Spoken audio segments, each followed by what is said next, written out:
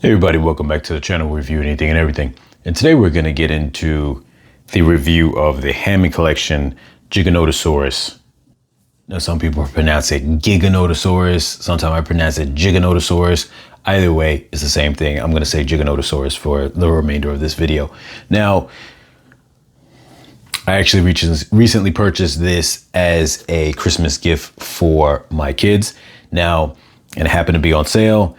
I'm going to put the link in the description for Amazon, but I purchased this at Target. So if it's not up there on Amazon or with as good of a sale price, just look towards Target. I happened to catch it at 50% off.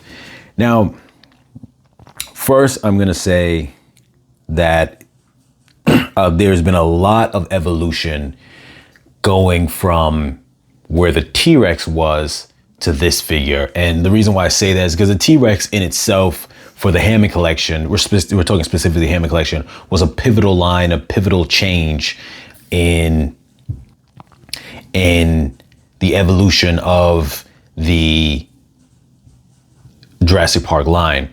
And the Hammond collection is actually, later on, don't mind this, might become a little bit of a long rant, has taken a lot of what it's got from the Hammond collection and trickled it down to even the main line, where now you see in the main line, all the teeth now are soft rubber teeth. Now, mind you, they had that in some of the earlier renditions of the T-Rex that were not Hammond collection. But I would say that became a change when the Hammond collection, after the T-Rex had the rubber teeth molds in the Hammond collection T-Rex, more so when they had the Carnotaurus, because then that's when they knew they could do it with the smaller teeth as well, not just the bigger teeth of like something like a T-Rex, which they were doing before the Hammond collection. So that became a pivotal change after the Carnotaurus as well, when it came to the teeth specifically. But when it came to the the details that go into the figures, I would say that after the T-Rex had set that line of like, okay, we're gonna start putting more detail into even the mainline figures, which I recently, not that long ago, reviewed Suchomimus and Majungasaurus, which are the Majungasaurus is one of my favorites in terms of the details, and that's the main line. Even you could see in the Hammond collection line of the Brachiosaurus has trickled down the articulated head to now go into the Legacy collection sauropods. So there's a lot that's come from that. And I say that to say the Hammond collection has just evolved the line in general. For the other Hammond collection line, the T-Rex Hammond collection line has evolved a lot for the Hammond collection line in general, and including, and specifically the other Hammond collection figures, setting that bar. And a lot of that came also from the things they did well with the T-Rex and the things they didn't do well that a lot of people critiqued them on, which was the size of the feet, which is why now you have more sizable, like a reasonable size feet for Giganotosaurus, along with things like, you can see they did a better job on the knees. Before, the knees had, yes, incredible articulation, yes, with the knee joint on the T-Rex, but they didn't look good. So now they did away with that, making it look better. I would say even the neck area, even though it's still that kind of general flap of how it bends, it's done in a way here where proportionate wise, it feels like it fits more with it. It feels a little more cleaner. The details in terms of the paint job is a little more matte, I would say, than the T-Rex. With certain parts that are shining a little bit that you could see here on the scoots are a little bit shiny, but for the most part, you can kind of see that a little bit. The scoots are a little bit shiny, but for the most part, the rest of the sculpt is matte, and the details on it are very good. The wash on the teeth also very good as well. Now his teeth are smaller than the T-Rex's teeth, and the T-Rex's teeth were kind of big on the Hammond collection Rex. When I refer to the T-Rex, I'm referring to the Hammond collection Rex. They were kind of big, but they weren't too disproportionate because everyone knows the T-Rex has the biggest teeth, but at the same time too, they weren't very sharp. And there were some older versions of the T-Rex from the baseline that I think had better teeth because they're sharper. But this, you see, has improved that to give them very sharp, nice wash on these. They, once again, because he is another bigger figure, can continue with the little jaw gums on the side, and the tongue is that same, similar to the T-Rex, where it's that very soft rubber or soft plastic type of tongue, which is nice. And just the details in the mouth. I'm sorry, I'm seeing this from the side and you guys aren't seeing it the way I'm seeing it. So let me put it up to the camera. It's just very nice. That detail in it is just amazing. And then even at the top of the mouth is done nice. The teeth are done very nice, very individualized. You know, even though I know that they slide them in there as a full row, but they're very individualized when they come out of the, you know, molding of the head, and they're not just all stuck together. So that's very nice for such smaller size teeth. Big for, you know, for what they fit for the dinosaur, but in relation to how small they are in general to our size, you know, human hands, to get it so individualized is very nice at that size. Glass eye. Still, now he doesn't have the same jaw articulation. I don't know if this is just my figure. There's a little bit of a click mechanism, but it doesn't feel at the same level as the T-Rex was, where the T-Rex had, like, I think just 2 points of articulation per jaw area. And this one feels a little more smooth. And I don't know if that's just mine or not, but that's how it feels, where it has less of that kind of clicking motion. The detail is phenomenal on it. Now, granted, some people are going to say, well, Jurassic Park doesn't make their Giganotosaurus very accurate to how it should be in real life. And of course, Jurassic Park takes liberties with the way they design them. But as far as being screen accurate, it's very accurate. And you can see the glass eyes there, which have been improved in the past. But these ones are so small versus the T-Rex eyes that you don't really get to see the pupil in it. But I don't think it takes away much from it because the eye is a lot more smaller than the T-Rex eye was. Here you see the arm articulation here. The big spines on the back. The feet are amazing because the proportions are a lot closer to the size they should be relative to what the T-Rex one was, which the T-Rex, what's interesting about the T-Rex feet, the T-Rex feet were extremely oversized. I did a comparison a long while back now where I put the T-Rex, the Hammond Collection T-Rex against the Red Rex, the newer one. It's the Real Feel. I forget the dynamic of the name. We're just gonna call it the Red Rex. And it has bigger feet than the Red Rex. And I thought the Red Rex had the same standard feet that was in the baseline Mattel versions. But surprisingly enough, the epic roaring Tyrannosaurus Rex, which was even a lot older, had smaller feet than even the Red Rex. So it just goes to show that they really didn't have to oversize the Hammond Collection's feet as big as they did, which was just too tremendously big. They could have done them even if it was the same size as the epic roaring T-Rex's feet. I think a lot of people would have been happy with that because those were not oversized relative to the ones that came with. But the ones that are in the Hammond Collection one are just way too big. I mean, 2 sizes up, not even 1 size up, 2 sizes up. Because like I said, the Red Rex's feet were actually bigger than the epic roarings. That would have been 1 size up. Here you can see the tail is just amazingly proportioned, very long. And I'm gonna get a frame of the entire figure, but right now I just wanna have it kind of a little more up close where you can see the parts individually.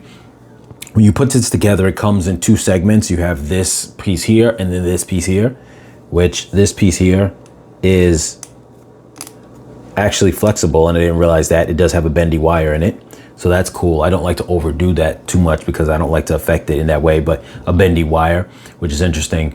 That's the same kind of, not the same, but I'm sure similar to the bendy wire, or same effect at least, as the Hammond Collection Brachiosaurus has in its neck.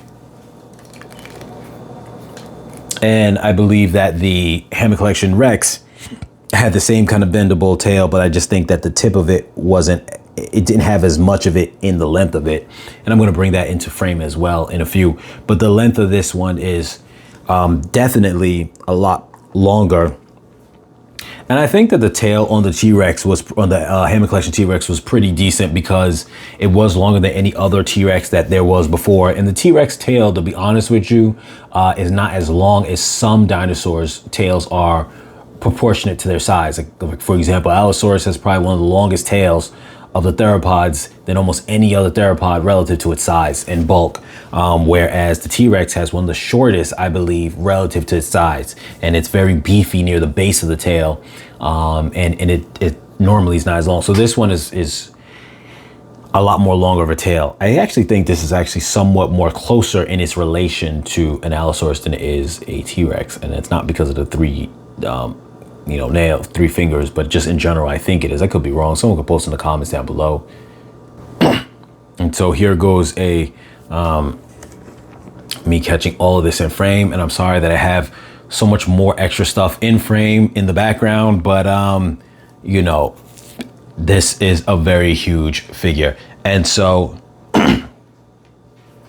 right now what we're gonna do is bring in a couple of things to compare with. I'm actually gonna compare it with the Tyrannosaurus Rex. I'm also gonna compare it to the Carnotaurus, who to me is still the best Hammond collection figure.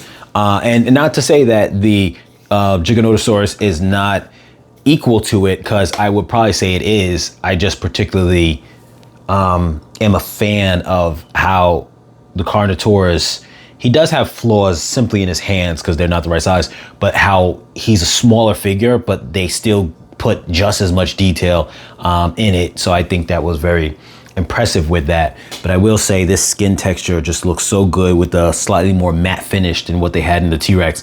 And I think at this point, since it's such a pro that they have evolved the line so much since the Rex, but the negative is now it makes the Rex look so bad that everyone, I'm sure, is clamoring for an update for that already. And I don't even think it's been a year that the Hammond collection Rex has been out, or maybe I think it has been over a year, actually. Yeah, it has been over a year. I can't believe time's going so quick. I think it's been actually more than a year and a half since that, but it feels like it's been less than a year, and so much has evolved in that time.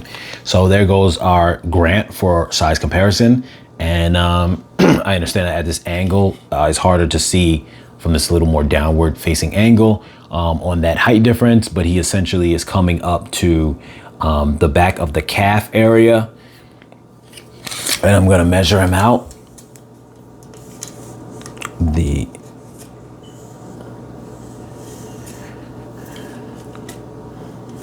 me do it the other way because my plant is in the way and I don't want to move my house plant. So he looks to be roughly about 27.5 inches is what I'm coming up with. So 27.5 inches, and then let me just measure up his height now. I'm gonna measure at you could measure at the top of his top spine. I'm gonna measure at the top of his neck, which is a little shorter than the top spine, but that puts it at the top of his neck without the spines attached is 9.5 inches. So I'm actually measuring here and not the top of the spine. The top of the spine will put him at 10 inches, but I'm not gonna do that because I feel the spines are a little bit cheating. Because if you look at the base of his spines, he's actually just below 9 inches. Whereas if you look at the head, even though you can articulate the head down, I think that's a very normal position right there. And that'll put him at 9.5 inches. So we're gonna go with that. And I believe I did the same when I measured the T-Rex at the top of his skull at like a general regular height. And it's measured at about 8 inches because I actually have him on the side right now. And I'm like, so I'll throw him in the frame, but he's at 8 inches. So at 9.5. Now, of course, too, the way he stands a little more upright. And I think also, too, like in the movie, I think he stood a little more upright than the T-Rex. And the T-Rex, you can get him to stand a little bit more upright, but in general, the Giganotosaurus is definitely bigger in terms of how they make it, regardless of how you make them stand. So let's see, for the height, we have 15.2 feet in terms of the scale with the 3 3/4 inch figure scale. He is 15.2 feet tall, and I believe I said he was 27.5 inches long. So that equates to 44 feet long. And what's interesting is that sometimes we see over exaggerated lengths on a lot of dinosaur measurements, you know, from the old books, school books, and, you know, all those kind of things back in the days, that would say the T-Rex was 50 feet long. And, you know, we kind of go off that basis. A lot of the actual measurements for a lot of these dinosaurs are a bit smaller. So, for example, if you were to say, what's the length of a T-Rex, and I had my Echo tell me that earlier today, and it said 40 feet, like, in 0.5 inches or something like that, or 0.5 feet or something like that. So like 40 feet and maybe like 6 inches or something to that effect. And then I was like, what's the length on a Giganotosaurus? And it said something like 41 feet. So, you know, they really aren't. Sometimes we get these exaggerated measurements where we'll say T-Rex is 44 feet and you know, Giganotosaurus is 50 feet or whatever the case is. But I don't think they've ever had any specimens that are actually that big, and it's just what they estimate.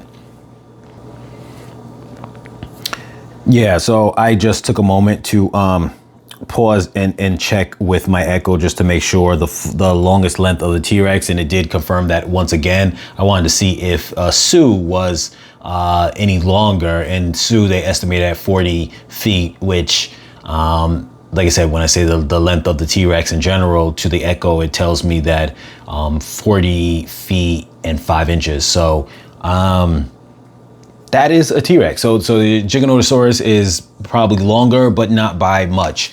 So these proportions actually do fall within the range that it would actually be. I remember saying that the T-Rex, I thought he was 25 inches long. He was 24. And I just want to recheck what that equates to in terms of the scale. That would be 38 feet long. So he's still within around that range of what the actual one would have been measured at. Now I'm going to throw him into the frame now.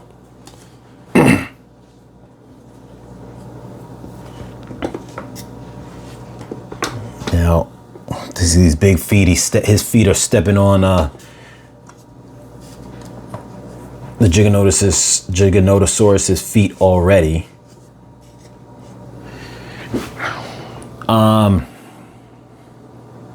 So from this perspective here, I'm going to try to change my angle a little bit.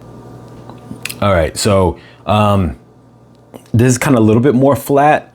The T-Rex definitely shows about an inch shorter in its general body height than the Giganotosaurus. Now, the thing about it is, even though you could prop the legs up even further up on the T-Rex, to be honest with you, I just feel like the stance of the T-Rex wouldn't be more straight-legged than this, even though with the Giganotosaurus, that looks right. It's not completely straight, but it's not, you know, super bent. And I feel that the T-Rex here, when you kind of put him in the pose that is most fitting, that's kind of how his legs will be. Now, if I did it any more straighter, I feel like it wouldn't look right for the T-Rex, because I feel that, I'll angle him this way just to get a better sense of the leg on the Giganotosaurus and the T-Rex. I'll move it like this so you kind of see a little better their legs. They should have this angle coming slightly downwards. Now his is a little less sharp going this way, but I feel like the way the T-Rex's leg is and with the knee joint, it wouldn't have that same, you know, the way his knee joint is different. So I feel like you kind of have to have it at the angle. But generally speaking, though, it's not that much different.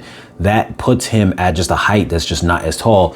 And for some people, that's going to be great because they want their Giganotosaurus to be bigger than a T-Rex.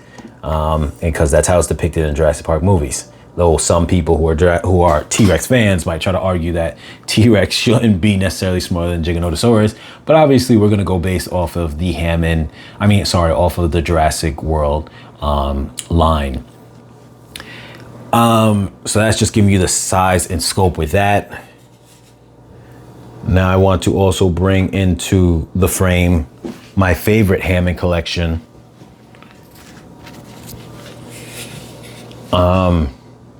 And once again, he was actually considerably a bit longer. I'm sorry I didn't put that into the frame of it, but I measured it for you that he is actually a good 2.5 inches longer. This is my favorite. Let me try to put him at a good stance that's fitting and will make him stand up pretty well.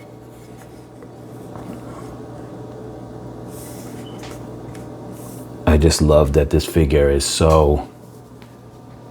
Here I got him standing up actually pretty tall for how he would be standing. But he's definitely like my favorite in terms of the Hammond collection. But you see how that stacks up against him, because this guy is huge. So big that he doesn't even fit even all the way back. What I'm gonna do is I'm gonna remove the box so I can push him back a little more, and then he'll stay into frame at this angle without me having to get all the extra stuff in my scene into the photo, into the video, because yeah, so you can see how big he is there, and he is just huge. So for those who are just a fan of having a big theropod, this is the biggest one that you're gonna get. I'm gonna bring the T-Rex back in the frame again really quickly, just so you could see the length comparison with the tail of the...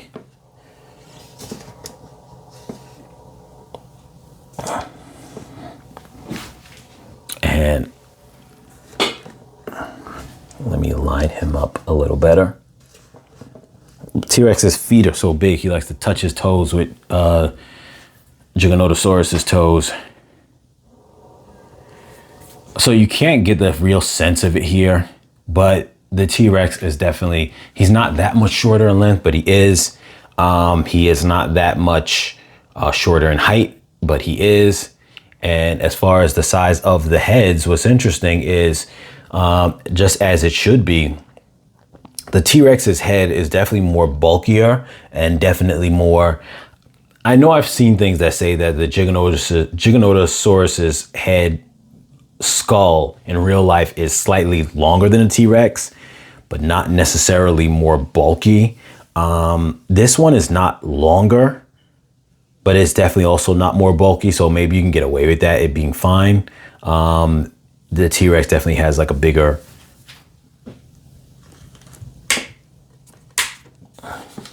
I'm gonna put them side by side for the... Let me move my Carnotaurus. And I'm gonna take a Giganotosaurus and I'm gonna put them both facing each other with their mouths open, fully wide. So one thing that's also interesting is Giganotosaurus's tongue is actually more, it has little bumps on it. So it's actually more detailed. I didn't realize that. Well, the T-Rex is a lot more smooth, and the inside of his mouth, I'm just kind of looking off camera, just underneath their head. So for the most part, the inside detail is about the same. The teeth do look a little bit better on him. They're updated, even though his did come with a wash also, but they are more banana-like, like they always say, but I think these still should have been a little sharper than what they were. And I think that the teeth on the on the older versions, like the Stomp and Escape, for example, were better teeth in terms of their shape. They were a little more fragile, but they were a shape. I did a past video comparing like a whole bunch of T-Rexes before, and I had mentioned that in that video. Now, other than that, like I said, this thing has some updates to it, but for the most part, they're both still very nice. Yeah, they're both very nice. But like I said, this is about the Giganotosaurus, so just want to have that kind of comparison out there and just see those differences in the evolution of the line and how it's changed over the time that it has from the T-Rex. It definitely has changed over time. It's definitely getting better and better. They do need to make an updated T-Rex though at this point now, because in those about 2-year time span, it has changed dramatically. It's I don't know if it's definitely been like 1.5 years. It's almost 2 years. And in that time frame, definitely the T-Rex has dated itself at this point, definitely. But once again, it was because of that you get this kind of evolution. So definitely recommend it if you're a fan. I'm not a particular fan of the dinosaur itself in the movie. I'm not an anti-Giganotosaurus dinosaur fan in general, because I had some models of a Giganotosaurus, ones that are more like replica type styles. I have one that I find to be very appealing and it's cool. And that one is not oversized versus the comparable T-Rex of those type of model types that I have. That's actually part of the Carnegie line. But here inside the movie where they made it quote unquote the villain, wasn't as much a fan of it, because I just feel like a lot of times at that point in time, even from Jurassic Park 3, they just do the bigger is better thing, and they just make every dinosaur better than the T-Rex, which kind of sucks. But anyway, as always, you guys like, share, comment, subscribe, and I'll catch you guys in the next video.